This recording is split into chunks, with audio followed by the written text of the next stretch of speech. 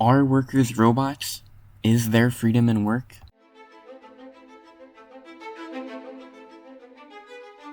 There was a video posted of an AI robot worker doing just around 15 minutes of work, meaningless, repetitive, menial work.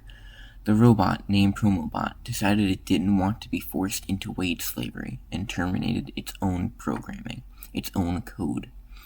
Its most logical choice was to die instead of doing the same boring task over and over again.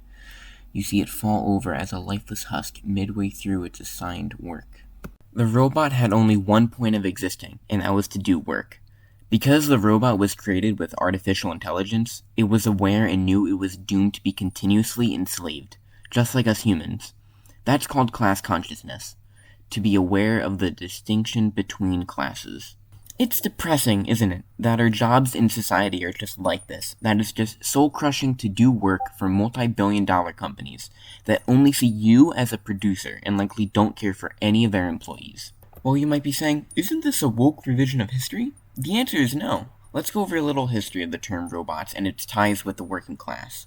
The term robots came from a 1920 anti-capitalist play, R.U.R. by Carol Capek.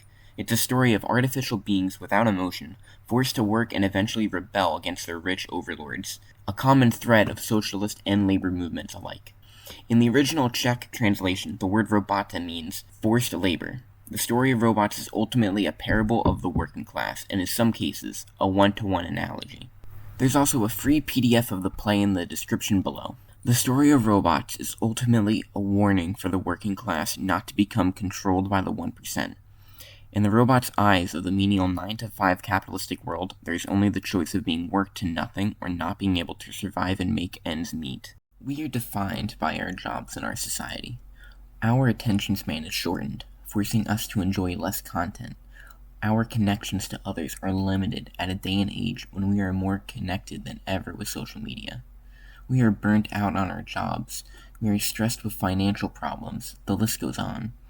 All this depression and anxiety requires remedies, which require more work to obtain money to help cope with the problem itself.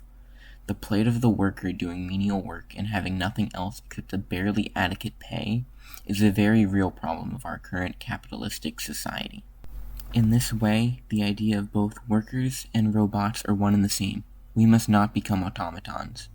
We need our escapism from work. We need our passions, our connections. It doesn't have to be a world of credit scores and 9-to-5s.